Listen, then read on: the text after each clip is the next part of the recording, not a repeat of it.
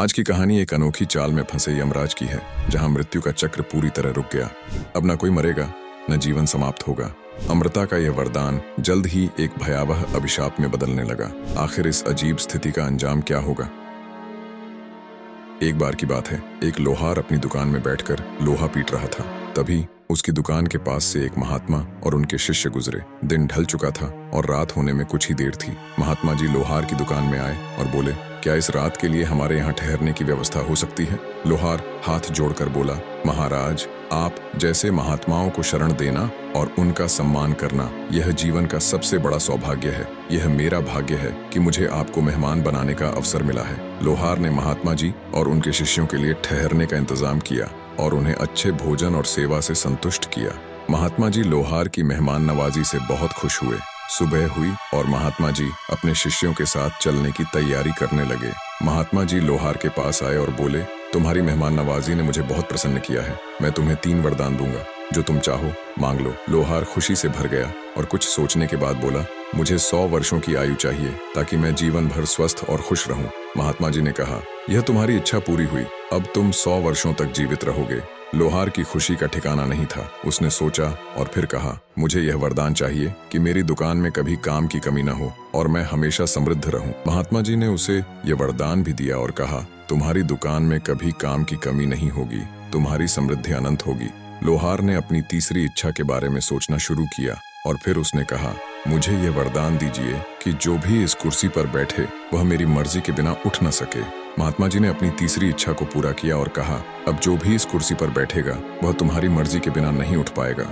महात्मा जी ने शिष्यों के साथ चलने की तैयारी की और लोहार की जीवन में खुशी की लहर दौड़ गई। वह अपनी समृद्धि और सेहत से अत्यधिक खुश था। उसकी दुकान में हमेशा काम था और वह पूरी तरह से जवान और तंदुरुस्त था। उसकी उम्र के साथ उसके कुछ साथी बूढ़े हो गए थे, लेकिन वह अपनी खुशी में खोया हुआ था। 100 वर्ष पूरे होने में अब बहुत कम समय बचा था। एक दिन जब लोहार काम में व्यस्त था, यमराज उसकी दुकान पर आए और बोले, लोहार, तुम्हारा समय पूरा हो चुका है, मेरे साथ चलो। लोहार ने थोड़ी देर सोचा और फिर अपनी होशियारी का इस्तेमाल करते हुए यमराज से कहा, महाराज, मुझे बस थोड़ा सा समय दे दीजिए ताकि मैं अपने औजारों को व्यवस्थित कर लूं और अपने बेटों के लिए उन्हें सुरक्षित रख सकूं। लोहार ने यमराज से विनती की कि वह उस कुर्सी पर बैठ जाएं। यमराज ने कुर्सी पर बैठते ही लोहार ने खुशी से हंसी दी और कहा, जो इस कुर्सी पर बैठ जाएगा वह मेरी मर्जी के बिना उठ नहीं सकता। लोहार ने यह सोचकर खुशी से जश्न मनाना शुरू किया कि अब वह अमर हो चुका है। घर जाते समय उसने सोचा, आज तो मैं अमर हो गया हूँ, क्यों ना कुछ खास खाया जाए।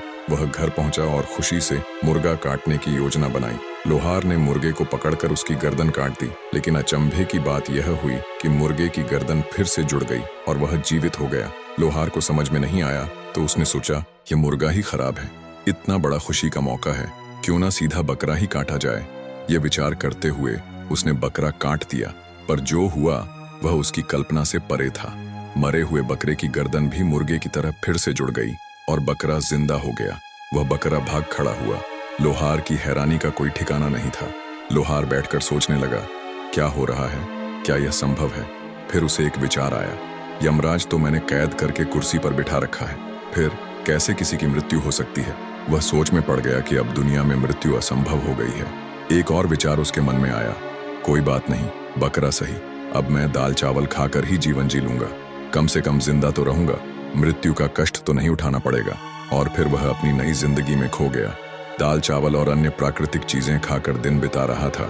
समय गुजरता गया और यमराज को कुर्सी पर बैठे हुए करीब 1 साल हो गया।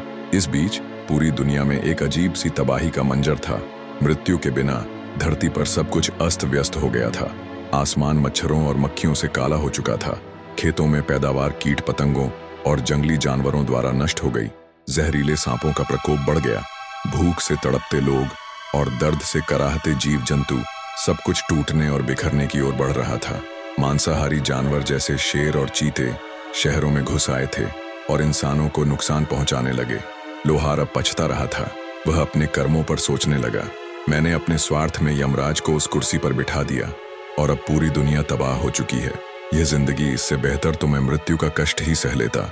वह पछताते हुए अपनी दुकान की ओर भागा और यमराज को मुक्त कर दिया।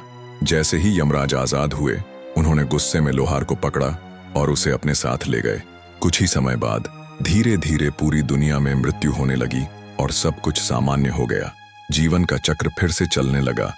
लेकिन लोहार की गलती ने पूरी पृथ्वी को एक भयंकर संकट में डाल दिया था। लोहार को अपनी करनी पर पछतावा हुआ। उसने महसूस किया कि उसकी स्वार्थ की भावना ने पूरी दुनिया को संकट में डाल दिया था। उसने ये समझा कि हमें प्रकृति और जीवन के नियमों का सम्मान करना चाहिए। अंत में उसे यह समझ में आया कि सही मार्ग पर चलते हुए स्वार्थ के बजाय व्यापक कल्याण के लिए सोचना ही सच्ची शांति और संतुलन है।